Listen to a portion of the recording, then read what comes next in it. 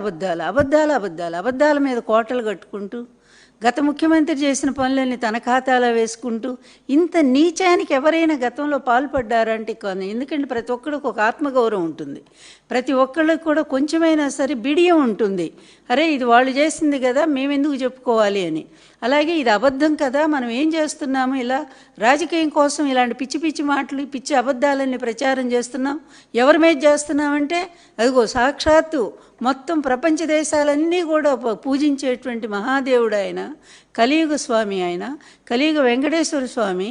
ఆయన ప్రసాదం మీద ఇంత నీచంగా మీకు నోరా లేకపోతే తాటి మట్ట కూడా అర్థం కానటువంటి పరిస్థితి. ఆ తాటి మట్టలు కూడా వర్షం కురిస్తే శుభ్రంగా అయిపోతాయి, ఎంత పచ్చ కళకళ్ళాడతాయి. కానీ ఒక భయంకరమైన కంపు కొడుతున్నటువంటి నోళ్ళు పెట్టుకొని నువ్వు, నీ కొడుకు, నీ బానిస పవన్ కళ్యాణ్, మీ ముగ్గురు కలిసి ఈరోజు రాష్ట్రాన్ని ధ్వంసం చేసి పడేస్తున్నారు. మిమ్మల్ని ఏమని పిలవాలో కూడా అర్థం కానటువంటి పరిస్థితి.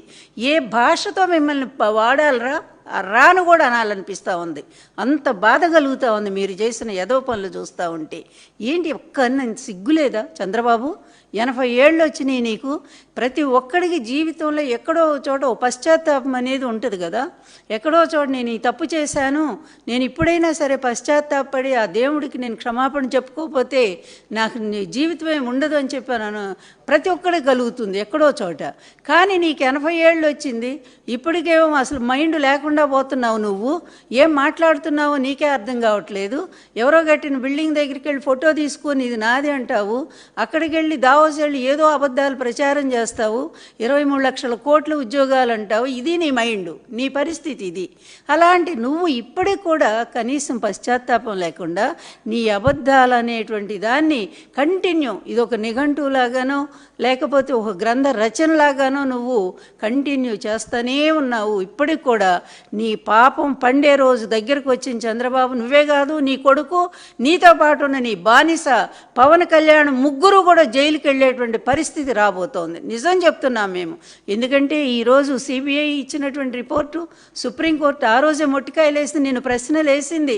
స్వయంగా ఈ రాష్ట్రానికి ఒక ముఖ్యమంత్రి అయి ఉండేటువంటి నువ్వు ఎలా మాట్లాడతావు, నువ్వు ఈ విధంగా నువ్వు ఆరోపణలు ఎలా చేస్తావు, ఇంతవరకు రిపోర్ట్ లేకుండా ఎలా మాట్లాడతావని. ఎప్పటిది నెయ్యి నువ్వు ఇచ్చినటువంటి బోలే బాబా, నువ్వు పర్మిషన్ ఇచ్చిన వాడే కదా, ఆడు సప్లై చేసింది. పైగా ఎప్పుడు ఇది టెస్ట్కి వచ్చింది, జూన్లో కదా, అంటే నీ గవర్నమెంట్ వచ్చిన తర్వాత కదా. అది వచ్చిన 4 నెలలకు నువ్వు అనౌన్స్ చేస్తావా? అది కూడా నువ్వు రిపోర్ట్ తెప్పిస్తే ఏం చెప్పారు, నువ్వు ఏం చెప్తావురా? భయంకరంగా జంతువుల కొవ్వు లేకపోతే పంది కొవ్వు ఇంకా అది ఇది అని ఒక ప్రసాదం మీద అందరూ కళ్ళకద్దుకొని భక్తిగా తినేటువంటి ఒక ప్రసాదం మీద ఇంత నీచంగా ఆరోపణలు చేయటానికి నీకు తప్ప ఎవరికన్నా సాధ్యమవుతుందా? ఇంత బాగా అబద్ధాలు చెప్పగలిగినటువంటి హీనస్థితి ఇంకే నాలుకైనా ఉందా? అదొక్క నీ నాలుకే సాధ్యం. ఈ అబద్ధాలతోనే కదా నువ్వు జీవితం అంతా ఇట్లాగే చీ చా అని అందరూ అంటూనే ఉన్నారు. ఆఖరికి నీకు తెలియదు, నీ కుటుంబ సభ్యులు కూడా నిన్ను వెనక తిడుతూనే ఉన్నారు. అయినా సరే ఇది కూడా ఓ బతికేనా బతుకు చంద్రబాబు? ఒక్కసారి ఆలోచించుడు, ఇది ఒక బతికేనా? నువ్వు నీ పచ్చ మీడియా పెట్టుకొని నీ పచ్చ గొట్టాలు పెట్టుకొని ఇష్టం వచ్చినట్టు ఈ అబద్ధాలను ప్రచారం చేస్తే ఈనాడున్న సోషల్ మీడియా చీల్చి చెండాడటం లేదా అందరినీ? నీ ప్రతి అబద్ధాన్ని అప్పటికప్పుడే రుజువు చేయట్లేదా? అప్పటికప్పుడే తేడతెల్లం కావట్లేదా? నువ్వు ఇచ్చినటువంటి అనేక విషయాల మీద, అదేవిధంగా రైతు పుస్తకాల మీద కూడా మరి దాని మీద నువ్వు చేసిన ప్రచారం మొన్న ఏమైంది? అది కూడా తేడతెల్లం అయిపోయింది. జగన్ గారు చేసిన మంచి పని అని చెప్పి వచ్చింది. మరి ఇట్లాంటి అబద్ధాలు ఆడుతున్నప్పుడు, అవి రుజువులు అవుతున్నప్పుడు, ఆ నిజాలు బయటకు వస్తున్నప్పుడు నువ్వు సిగ్గుపడాలా? పడవుగా. ఎందుకంటే నీకు సిగ్గు అనేది నీ పుట్టుకలోనే లేదు గనుక, నీకు అసలు ఆ విధమైనటువంటి ఆత్మాభిమానం కించిత్తు కూడా లేదు గనుక, నీ చెప్పాలంటే ప్రజల దురదృష్టం కొద్దీ నువ్వు మళ్ళీ మళ్ళీ పరిపాలనలోకి వస్తూ ఉన్నావు. ఎన్ని అడ్డదారులు దొక్కుతావో దానికి అందరికీ తెలుసు. ఎన్ని పార్టీల కాళ్ళు పట్టుకుంటావో నీ నీచమైన బ్రతుకు అంతే కదా. దేవుళ్ళంటే ఎన్టీఆర్ని పొట్టన పెట్టుకున్నావు, ఆ రోజు వెన్నుపోటు పొడిచావు, చెప్పులేయించావు. ఆ రోజు దాన్ని మైపుచ్చడానికి లక్ష్మీపార్వతి మీద నిందలేయించావు. ఇదే పచ్చ మీడియాను పెట్టుకొని అడ్డంగా పెట్టుకొని అబద్ధాల మీద అబద్ధాలు, అబద్ధాల మీద అబద్ధాలు. ఇప్పటికీ అదే అబద్ధాలు లక్ష్మీపార్వతి మీద చేస్తున్నావు. తర్వాత నీ కొడుకు లాంటి జగన్మోహన్ రెడ్డి అద్భుతమైన పరిపాలన చేస్తే ఆయన మీద ఇక మొదలుపెట్టావు, జైలు పంపించావు, మరి 16 నెలలు జైల్లో పెట్టావు. అయినా కూడా రాజశేఖర్ బిడ్డ గనక, ధైర్యవంతుడు గనక నిలబడి నీ కుట్రలు కుయుక్తులన్నీ ఎదుర్కొని వచ్చి స్వయంగా ఎవరి సాయం లేకుండానే అతను ముఖ్యమంత్రి కాగలిగాడు, ఈ రాష్ట్రానికి ఎన్నుకోబడ్డాడు. మొన్న జరిగిన ఎలక్షన్ మళ్ళీ జగన్ గెలుస్తాడని చెప్పి ఈవీఎంల ద్వారా మోసం చేసి ఎలక్షన్ కమిషన్ గుప్పిట్లో పెట్టుకొని మళ్ళా మొన్న గెలిచి వచ్చి ఇది ఒక గెలిపేనాసి. ఇంత హీనమైన బ్రతుకు ఎవ్వరూ కూడా ఈ చరిత్రలో ఇంతవరకు కూడా మేము చూడలేదు. నిజంగా చంద్రబాబు ఛీ, నిజంగా ఛీ, ఇట్లా తిట్టాలనిపిస్తోంది. ఏ పదాలు, ఎందుకంటే నాకు పరుష పదాలు రావు గనక ఇక ఈ భాష చీ అనే పదం కంటే కూడా ఇంకా హీనమైన పదం ఇంకొకటి ఉంటుందని నేను అనుకోను. అట్లాంటిది మళ్ళీ చూడు, ఇప్పుడు పక్క సిబిఐ రిపోర్ట్ వచ్చింది, చెప్పింది అందులో ఏమీ లేదు, కలవలేదు, ఇది పామాయిల్ లాంటివి గల. అది ఇప్పుడేంటి, ఎప్పుడో మీ ఈవోనే చెప్పాడుగా, ఆ రోజే చెప్పాడుగా, పామాయిల్ తప్ప ఏం కలవలేదు, జంతువులకు కలవలేదని. మళ్ళీ ఆయన చేత బలవంతంగా ప్రెస్ మీట్ పెట్టించి 3 నెలల తర్వాత అందులో ఇంకేదో కలిసిందని అర్థం వచ్చేట్టుగా చేసి నీ హయాంలో నువ్వు పర్మిషన్ ఇచ్చిన బోలేబాబు ద్వారా సప్లై అయినటువంటి నెయ్యి నీ హయాంలో వచ్చిందే. టెస్టుకు పంపించారు, 2 సార్లు టెస్టుకు పంపించిన జంతువులకు కలవలేదని ఆ రోజే చెప్పారు. మరి ఎవరి మీద అయితే మీరు ఆరోపణలు చేశారో, కరుణాకర్ రెడ్డి గారి మీద, అదేవిధంగా సుబ్బారెడ్డి గారి మీద, ఇది మరి సుబ్బారెడ్డి గారు కోర్టుకి వెళ్ళారుగా, సుప్రీంకోర్టుకి. ఆయన తప్పు చేసి ఉంటే కోర్టుకి వెళ్తారా? నువ్వెందుకు వెళ్ళలేదు? ఎప్పుడు ఇన్ని తప్పులు చేశావు, ఇన్ని పాపాలు చేశావు, ఆఖరి స్కిల్ స్కామ్ లాంటి భయంకరమైనటువంటి ఒక దోపిడీకి నువ్వు దొంగలాగా ఉన్నావు.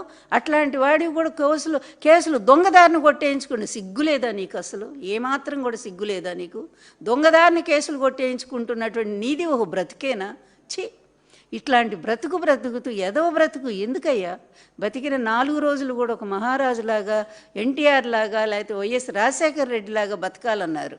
కానీ నీ బతుకు ఒక బతుకేనా? ప్రజలు ఒక్కసారి చూడు, బయట ఎంత చేదరించుకుంటున్నారో, నువ్వేంటో నీ కొడుకేంటో బయటికి వెళ్ళు, ఒక్కసారి చూడు. నీ ఇంటెలిజెన్స్ ఇప్పుడే నీకు చెప్పు ఉంటుంది. దానికి తోడు నీ అబద్ధాల మీద అబద్ధాలు, అదేవిధంగా ప్రతిదీ కూడా నీ ఖాతాలో వేసుకోవడం, ఎవరో చేసినటువంటిది.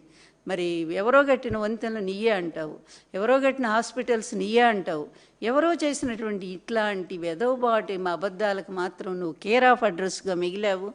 ఈరోజు దీని మీద మొత్తం అట్టుడికినట్టు ఉడుకుతా ఉంది సోషల్ మీడియా అంతా కూడా. ఈ రిపోర్ట్ వచ్చిన తర్వాత ఎక్కడ జంతువులు కోవగలిసిన చంద్రబాబు? నీకు నిజంగా దమ్ము, ధైర్యము, సిగ్గు, మానం, అభిమానం ఏదైనా ఉంటే రా, వచ్చి రోడ్డు మీద నిలబడి. మొన్న మాట్లాడావుగా, ఆ రోజు అందరి ముందు మాట్లాడావు కదా, జంతువులు కోవగలిసి నిస్సిగ్గుగా. దాంట్లో పంది కోవగలిసిందన్నావు, యానిమల్ కోవగలిసిందన్నావు. ఈరోజు మాట్లాడు, వచ్చి ఏమాత్రం పౌరుషం ఉంటే రా, నువ్వు బయటికి రా, వచ్చి మాట్లాడు, ఒక్కసారి మాట్లాడు. నువ్వు ఏ కొవ్వు కలవలేదని రిపోర్ట్ నీ సిట్టేగా ఉంది, అందులో కూడా ఒక్కసారి చెప్పు. మరి నేను నిజంగా పొరపాటు పడ్డాను, ఆ రోజు తప్పయింది, భగవంతుడి ప్రసాదాన్ని కూడా నా రాజకీయం కోసం, జగన్ ఏదో బ్లేమ్ చేయడం కోసం నేను ఈ విధంగా మాట్లాడాను, ఒక్క మాట నీ నోటి నుంచి వస్తుందా? మనిషి అవుతావా నువ్వు? అప్పుడు నిజంగా మనిషి అవుతావో? నిజంగా నువ్వు ఆడిన అబద్ధాన్ని ఒప్పుకుంటే. కానీ నువ్వు మనిషి అయితేవే కదా, మనిషివే కాదు. అందుకే జంతువుల పేర్లన్నీ కూడా నీ నోటి వెంట వస్తూ ఉంటాయి. అంటే ఆ జంతు ప్రవృత్తి, ఆ పశు ప్రవృత్తి, ఆ హీన ప్రవృత్తి అంతా కూడా నీ పుట్టుకతోనే వచ్చింది కనుకనే నువ్వు ఇంత హీనంగా మాట్లాడుతున్నావు, అబద్ధాలు సృష్టిస్తూ ఉన్నావు. అడుగడుగున గుళ్ళన్నీ నువ్వే కూలగొట్టిస్తావు నీ వాళ్ళ చేత. మళ్ళీ జగన్ మీద పెడతావు. మతాన్ని అడ్డం పెట్టుకొని, కులాన్ని అడ్డం పెట్టుకొని ఈ ఆంధ్రప్రదేశ్ సమాజాన్ని చీల్చి చెండాడాలనే నీ దుర్మార్గమైన కుట్ర ఉందే. ఇంతవరకు ఏ శాడిస్టు కూడా రాజకీయ చరిత్రలో ఇలా చేయలేదు చంద్రబాబు. అది నువ్వు ఒక్కడివే చేయగలిగావు. ఎందుకంటే నువ్వు ఒక అసమర్థుడివి గనుక. నిన్నెవరూ ప్రజలు ఎప్పుడూ ఎన్నుకోలేదు. ఎప్పుడు ఎవరో ఒకళ్ళ కాళ్ళు పట్టుకొని వాళ్ళని వీళ్ళని బతిమలాడుకొని వచ్చి నువ్వు ఎప్పుడు గెలుస్తున్నావు. కానీ నీ గెలుపు అనేది ఏనాడూ లేదు. ఇది వాస్తవమైన విషయం. అందుకనే నీ విషయం తెలిసే ఈ అబద్ధాలతో ప్రతిపక్ష నేతలందరూ అక్కడేమో ఓటుకు నోటు కేసులో దొంగలాగా దొరికిపోయి అర్ధరాత్రి హైదరాబాద్ వదిలి పారిపోయి వచ్చావు ఆంధ్రప్రదేశ్కి.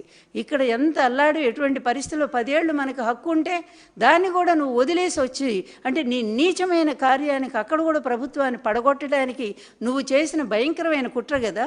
ఆ కుట్రలో దొరికిపోయి దొంగలాగా ఏమన్నా సిగ్గుందా చంద్రబాబు? ఇన్ని పాపాలు చేస్తున్నావు, దొరికిపోతున్నావు, దొరికిపోయినా కూడా ఇంకా నవ్వుకుంటా సిగ్గు లేకుండా ఎట్లా తిరుగుతావు నువ్వు? మళ్ళీ అబద్ధాలు చెప్పుకుంటా తిరుగుతావు. ఎన్ని అబద్ధాలని ప్రచారం చేస్తావు? ఈరోజు ఈ రిపోర్టుకు నువ్వేం సమాధానం చెప్తావు? సెప్టెంబరు 18వ తారీఖున నువ్వు ఓపెన్గానే చెప్పావు, జంతువుల కొవ్వు, ఆ కొవ్వు, ఈ కొవ్వు కలిసింది, ఇది అసలు క్షమించరాని విషయం, దేవుడికి అపచారం చేసింది ఆ ప్రభుత్వం అంటూ జగన్ గారి ప్రభుత్వం మీద ఇన్ని నిందలు మోపావు. తర్వాత ఓపెన్గా నీ పచ్చబాక ఏదైతే నీ పచ్చ మంద, అది నిజం చెప్పాలంటే దానికి కూడా విలువలు లేవు, ఏ విధమైన సిగ్గు లేనటువంటి మీడియా ఒకటి ఉందే వ్యవస్థ, అంత దరిద్రపు వ్యవస్థను సర్వనాశనం చేయడానికి నువ్వేలా కంకణం కట్టుకున్నావు, నీ పచ్చ మందు కూడా, నీ పచ్చ మీడియా మందు కూడా అలాగే కంకణం కట్టుకున్నారు. అందరూ కలిసి ఈ వ్యవస్థను నాశనం చేయడానికి వచ్చారా మీరు? ఈ అబద్ధాలను ప్రచారం చేసి మరి ఈ విధంగా తప్పును ఒప్పును తప్పుగాను మంచి చేసిన వాళ్ళేనేమో పనికి మాలిన వాళ్ళు, తప్పు చేసిన వాళ్ళుగా చూపించడానికి వచ్చారా మీరు? కానీ చేస్తున్న తప్పులన్నీ మీయే కదా. ఈరోజు రాష్ట్రాన్ని లూటీ చేస్తున్నారు, ఎక్కడికక్కడ దోపిడీ చేస్తూ ఉన్నారు. ఈ దోపిడీ చేసి తీసుకెళ్ళి విదేశాల్లో దాచుకుంటున్నారు. జనం అంతా గమనిస్తూనే ఉన్నారు. నీ అబ్బా కొడుకులు ఇద్దరు కూడా సూట్ కేసులు పట్టుకొని స్పెషల్ ఫ్లైట్లో వెళ్ళి విదేశాల్లో డబ్బులు దాచుకోవటం, ఇదంతా ఇంత దరిద్ర బతుకం ఇది. అంటే ఏం తక్కువైపోయిందని అంత దరిద్రులా మీరు? తినడానికి తిండి కూడా లేదా మీకు? హెరిటేజ్ పాలు అమ్ముకుంటే దాని నుంచి డబ్బులు రావట్లేదా? ఈ ప్రజల డబ్బే కావాల్సి వచ్చిందా? ఈ రాష్ట్రాన్ని లూటీ చేయాల్సి వచ్చిందా? దానికోసం మంచి చేసినటువంటి జగన్ గారి ప్రభుత్వాన్ని ఈ విధంగా బదనాం చేయాలా? చేయటం కోసం ఇలాంటి అబద్ధాలన్నీ నువ్వు సృష్టిస్తూ పోతానే ఉంటావా? ఎన్నాళ్ళే సృష్టిస్తావు? ఎన్నాళ్ళు నీ బతుకు చెప్పు? ఎన్నాళ్ళు బ్రతకాలని? ఇంకా కూడా 100 ఏళ్ళు అయిన బ్రతకవు కదా. అదేవిధంగా వచ్చే గవర్నమెంట్ నీకు చచ్చినా రాదు. అప్పుడు ఏంటి నీ బతుకు? నీ పాపాలన్నీ, నువ్వు చేసిన నేరాలన్నీ, నువ్వు చేసిన అవినీతి పనులన్నీ మొత్తం కూడా యమధర్మరాజు దగ్గర చిట్టాలాగా ఇక్కడ ఉండవా? రాష్ట్రంలో ఉండవా? వచ్చే ప్రభుత్వం దాన్ని పరిశీలించి నీకు తగిన శిక్ష విధించదా? ఇన్ని పాపాలు నువ్వు నీ కొడుకు జైలు పోరా? ఇవన్నీ ఆలోచించకుండా అడ్డదారిలో ఈ విధంగా నేనేదో చేస్తే చెల్లుబాటు అవుతుంది అనుకునే ధోరణిలో ఈరోజు నువ్వు సాగిస్తున్న ఈ నిరంకుశమైనటువంటి పరిపాలన, ఈ అబద్ధాల రాజ్యం ఎన్నాళ్ళో నిలవదనేటువంటి సత్యాన్ని నువ్వు గ్రహించకపోతే ఆ దేవుడు కూడా, ఇప్పుడు వెంకటేశ్వర స్వామి ఉన్నాడు కనుకనే ఆ దేవుడే బయటపెట్టాడు ఈ రిపోర్టుని, నీ పాపాన్ని బయటపెట్టినట్టు. నేను వెంకటేశ్వర స్వామి భక్తుడిని, అందుకే నన్ను కాపాడాడు అంటాడు. నిన్నెప్పుడూ కాపాడలా, నీకు నువ్వే దొంగగా సృష్టించుకున్నావు నీ మీద. ఆ రోజు కూడా నీ కారు బ్లాస్ట్ అనేది పచ్చి అబద్ధం, అది మాకు తెలుసు ఆ రహస్యం ఏంటో. ఇప్పుడు దాని జోలికి నేను పోదలుచుకోవాలా. నీ సానుభూతి కోసం నువ్వు ఇలాంటి ఎదవ పనులు ఎన్ని చేస్తావని నాకు తెలుసు. ఎందుకంటే అల్లుడు చేసేదంతా అత్తకే బాగా తెలుస్తుంది కనుక.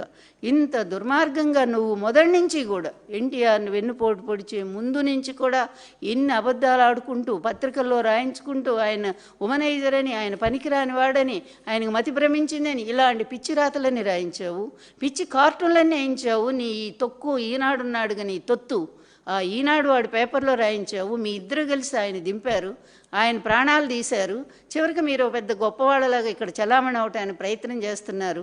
అడ్డదారిలోనే మీ రాజకీయ జీవితం అంతా ఇలాగే కొనసాగుతూ వచ్చింది. అడ్డదారిలోనే ఈనాడు, ఈ ఆంధ్రజ్యోతి, ఈ పత్రికలు కూడా అట్లాగే వచ్చినాయి. వీళ్ళ ముగ్గురు కలిసి ముగ్గురిని కూర్చిరా ముండదయ్యం అన్నట్టుగా చివరికి ఇట్లాంటి పరిస్థితిని తీసుకొచ్చి ఆంధ్ర రాష్ట్రానికి పెట్టారు. దేవుడితో ఆటలు మొదలుపెట్టారు మీరు. ఆ పాపం పరాకాష్ఠకు వచ్చిందని నేను అనుకుంటున్నాను. ఎన్నో రోజులు పట్టదు. ఈ పాపం ఆల్రెడీ బద్దలైంది, ఎన్నో బద్దలు అవుతూనే ఉన్నాయి. కొద్ది రోజుల్లోని ఈ పాపానికి తగినటువంటి మూల్యం నువ్వు చెల్లించ తప్పదు. కానీ ఇంకా సమర్థించుకోవటానికి ఇలాంటి పిచ్చి పిచ్చి అన్నీ వేయిస్తావా? సుబ్బారెడ్డి గారు ఇది, లేదా కరుణాకర్ రెడ్డి, జగన్ గారు, వీళ్ళు దొంగలా? నువ్వా దొంగవి? పెద్ద దొంగవి కదా, దొంగలకి దొంగవు కదా, మేం చెప్పటం కాదు కదా. tehelka.com నుంచి నీ చరిత్ర అంటే అందరూ బయట పెడుతూనే వచ్చారు కదా. 18 కేసుల్లో నువ్వు ఎంత పెద్ద దొంగవో, ఎంత పెద్ద లూటీదారువో, ఈ రాష్ట్రాన్ని, అప్పుడు ఉమ్మడి రాష్ట్రాన్ని, ఇప్పుడు రాష్ట్రాన్ని ఎంత లూటీ చేస్తూ వచ్చావో. 2 ఎకరాలు ఉన్నవాడివి ఎన్ని లక్షల కోట్లకి, 6 లక్షల కోట్లకి ఎగబడ్డావో. మళ్ళీ ఇప్పుడు 1,00,000 కోట్లకి టెండర్ వేసి ఇద్దరు అబ్బా కొడుకులు ఇద్దరు కూడా సంపాదించడానికి మొదలుపెట్టారు. ఇంత నీచమైన బతుకుతూ, ప్రజల మీద బతుకుతూ, ప్రజల రక్తాన్ని పీలుస్తూ, మళ్ళానేమో మంచి చేసినటువంటి ధర్మమూర్తులైనటువంటి జగన్ గారు లాంటి వాళ్ళనేమో ఇలా ఇష్టం వచ్చినట్టుగా కేసుల్లో ఇరికించడానికి ప్రయత్నం చేస్తాయి. ఇదా నీ 40 ఏళ్ల ఇండస్ట్రీ? ఇంత నీచమైన రాజకీయమా? రాజకీయానికి కూడా హద్దులున్నాయి. చాణక్యుడు చెప్పినట్టుగా రాజకీయాన్ని చక్కగా చెయ్యి, మళ్ళా నిన్ను తప్పు పట్టకుండా రాజకీయాన్ని చెయ్యి. అంతే తప్ప నువ్వు అబద్ధాలతోనూ లేకపోతే అఘాయిత్యాలతోనూ నువ్వు ఏదో రాజకీయంలో నిలబడాలంటే అది నిలబడదు, తర్వాత అది తేలిపోతుంది. నువ్వేంటో నలుగురు ముందు పలచనైపోతావు. అందువల్ల నిజాయితీగా చెయ్యి. ఇప్పటికి కూడా జగన్ గారు ఎందుకు స్టాండ్ ప్రజల్లో ఎందుకు నిలబడ్డారు? ఆయన చేసిన మంచి వల్ల నిలబడ్డారు. కానీ నువ్వు నిలబడు, నీ గురించి ఎవరైనా మంచిగా చెప్పే ఒక్కళ్ళని చూపించు. చివరికి నీ రాజకీయానికి నీ భార్య దగ్గర నుంచి ప్రతి ఒక్కళ్ళని వాడుకుంటున్నావు కదా, ప్రతి ఒక్కళ్ళని వాడుకున్నావు కదా. ఆ రోజు నన్ను బూచిగా చూపించావు, అధికారం లాక్కున్నావు. తర్వాత మొన్న నీ భార్యను అడ్డం పెట్టావు, ఏడ్చావు. ఆ రోజు ఇందిరాగాంధీని మోసం చేశావు, నీకు రాజకీయ జీవితం ఇచ్చిన ఆమెను కూడా. ఇలా నీ బతుకంతా మోసాలేనా? నీ బతుకంతా కుట్రలేనా? నీ బ్రతుకంతా ఇంత హీనమా? ఛీ, ఇట్లాంటి వాడిని ఒక్కసారి రాదు. నీలాంటి యానిమల్స్కి ఎప్పటికి కూడా ఆ పశ్చాత్తాపం అనేది రాదు. ఎందుకంటే మీలో ఉన్నది మనిషి ప్రవర్తన కాదు, మానవీయ దృక్కోణం అనేది ఏ కోశాన నీలో లేదు. పూర్తిగా అమానుషమైనటువంటి జంతు సంబంధమైన, ఆ జంతువులు కూడా సాధు జంతువులు కాదు, భయంకరమైన క్రూర జంతువుల స్వభావం నీలో ఉంది కనుకనే ఈ విధంగా ఇట్లాంటి ఆఖరికి దేవుణ్ణి కూడా నీ రాజకీయ పబ్బానికి వాడుకొని ఇంత భయంకరమైన ఆరోపణలు చేశావే. ఇక నీ బానిస ఉన్నాడు, ఆయన ఏకంగా మెట్లే గడుగుతాడు. మెట్లు గడగటం కాదు, సనాతన వేషం. అప్పటికప్పుడే ఒక క్రిస్టియను అప్పటికప్పుడే సనాతన హిందూ అయిపోతాడు. అప్పటికప్పుడు లక్షల లడ్లంట అయోధ్య వెళ్ళిపోయినాయి అంట, భక్తులందరూ తినేశారంట. ఈ పాపం అంటే గత ప్రభుత్వానికి తగలాలంట. నీచుల్లారా, మీకు అసలు ఏమన్నా బుద్ధి జ్ఞానం ఉండండి రాజకీయాల్లో. మీకు నిజంగా ప్రజలు గెలిపిస్తే మీ అధికారాన్ని ఎవరు కాదనరు. కానీ దానికోసం ఇంత నీచంగా దిగజారాలా? పవన్ కళ్యాణ్, నిన్ను కూడా అడుగుతున్నాను, ఇంతగా నువ్వు దిగజారాలా? ఈనాటికి కూడా నువ్వేమి సమాధానం చెప్పవా? దీనికి ఇన్ని అన్యాయాలు జరుగుతుంటే ఒక్కదానికన్నా సమాధానం చెప్పావా? నీ పార్టీ వెధవలేసే వేషాలు, పనికి మాలినటువంటి స్త్రీల పట్ల వ్యవహరించే తీరు కొంచెం కూడా సిగ్గుపడరా మీరు? నిజంగా ఏమాత్రం సిగ్గున్నా కూడా మీ ముగ్గురు కూడా రాజకీయాలను వదిలిపెట్టి వెళ్ళిపోవాలా? ఎందుకంటే ప్రజల్లో అంత అసహ్యం మీ ముగ్గురు పట్ల ఈరోజు పేరుకుపోయింది. అంత మేము మీ పేరు తలుచుకుంటేనే ప్రజలు ఆవేశంతో వణికిపోతూ ఉన్నారు. అందువలన మీ జీవితాలేంటో మీరు ఒక్కసారి ఆలోచన చేసుకోండి. మీరు చేస్తున్న ఇప్పటికీ పశ్చాత్తాపం అనేది మీలో రాదు. అందువలన ఈ రాష్ట్రాన్ని ఏదో మీ పబ్బం కోసం, మీ రాజకీయ ప్రయోజనాల కోసం ఒక అగ్నిగుండంగా మార్చి, మతం అనేటువంటి, కులం అనేటువంటి ముసుగులో మీరాడుతున్నటువంటి నాటకాలు, డ్రామాలు ఇంకెన్నాళ్ళలో చెల్లవనేది మాత్రం చెప్తా ఉన్నాం. ఈరోజు ప్రజల్లో విస్తృతంగా సోషల్ మీడియా ఉంది. దానివల్ల విపరీతంగా మరుక్షణంలోనే నిజాలు అనేది బయటకు వస్తూ ఉన్నాయి. అందువల్లనే మీ బతుకులన్నీ కూడా బయటపడుతున్నాయి. అందువలన చంద్రబాబు, మీ హీనమైన బ్రతుకుని గురించి 80 ఏళ్ళు వచ్చిన ఇంకెందుకు సిగ్గుమాలిన బతుకు, ఏ క్షణమో ఎప్పుడు పోతామో కూడా తెలియనటువంటి స్థితిలో నువ్వు ఉన్నావు. ఇంక అన్ని రోగాలే, ఒంటి నిండా రోగాలే ఉన్నాయి, అయినా కూడా అబద్ధాలు ఆడతావు. చెయ్యి ఇంత హీన బతికినటువంటి వాళ్ళు ఈ చరిత్రలోనే ఎవ్వరూ లేరు, నువ్వు తప్ప. ఇప్పుడు నీ కొడుకు ట్రైనింగ్ ఇస్తూ ఉన్నావు, అదేవిధంగా నీ ఇంకొక బానిసకి నువ్వు ట్రైనింగ్ ఇస్తూ ఉన్నావు. ఇదిగో ఇట్లా బతకాలి, ఇంత హీనంగా బతికితేనే రాజకీయాలు అనేది. అట్లాంటి హీనమైనటువంటి బతుకులు ఏంటనేది 29 తర్వాత తేలుతుంది మీ బతుకేంటో, మీరేంటో. ఇప్పుడైనా సరే మేము చెప్పేది ఒక్కటే, కోట్లాది మంది వెంకటేశ్వర స్వామి భక్తుల మనోభావాలు దెబ్బతీయొద్దు.